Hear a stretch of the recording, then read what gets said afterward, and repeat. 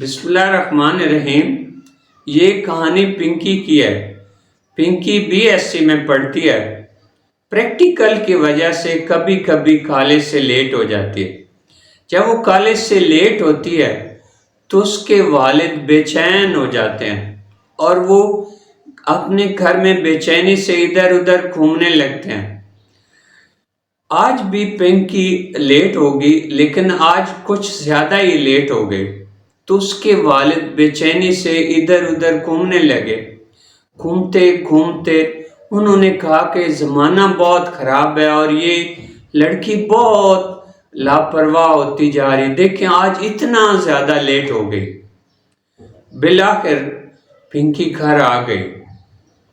والد بے چینی سے اس کی طرف بڑھے اور اسے کہا تو بہت زیادہ لاپرواہ ہوتی جا رہی، اب یہ ٹائم ہے تمہارے گھر کے آنے کا۔ پنکی کی آنکھوں میں آنسو جاری ہو گئے اور وہ آہستہ آہستہ چلتی ہوئی اپنے کمرے کی طرف چلی گئی۔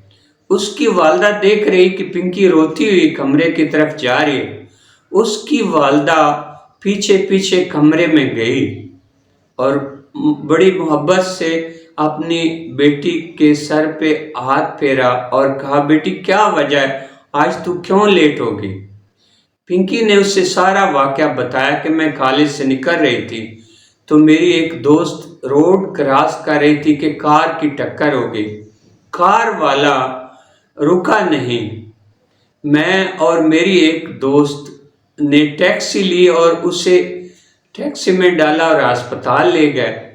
وہاں اس کے والدین کو فون کیا، اب اس کے والدین پہنچ گئے اور میں آ گئی ہوں۔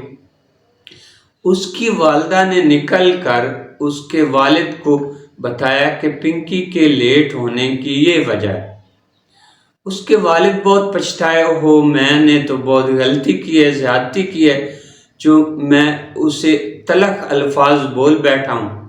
وہ پنکی کے کمرے میں گئے اور کہا، بیٹا میں آپ سے معافی مانگتا ہوں، مجھے ایسا نہیں کہنا چاہیے، لیکن آپ فون تو کر دیتی نا۔ پنکی نے کہا، ابو جی پتہ نہیں مجھے کیا ہو جاتا ہے، میں اپنی دوست کو کہتی کہ تم خون میں لت پت ادھر پڑی رہو، میں ٹیلی فون بوتھ پر تھوڑی دیر کے لیے جا رہی ہوں تاکہ ابو کو بتا سکوں کہ میں اپنی دوست کو اسپتال لے کے جا رہی ہوں۔ والدین بعض اوقات بہت زیادہ بے صبری کا مظاہرہ کرتے ہیں۔ آج کل چونکہ موبائل کی اجازت ہو گئی ہے اور ضروری بھی ہے، بچے ساتھ کالج میں لے جاتے ہیں، لیکن یہ میڈیا نے بے حیائی کا ایک طوفان کھڑا کیا ہوا ہے اور والدین دہلتے رہتے ہیں کہ کوئی نہ کوئی ناخوشگوار حادثہ نہ ہو جائے۔ وہ ہر وقت بے چین رہتے ہیں۔ ان کی اس بے چینی کی وجہ سے بچوں کو، خاص طور پر لڑکیوں کو، بعض اوقات اس طرح کی پریشانی کا سامنا کرنا پڑتا ہے۔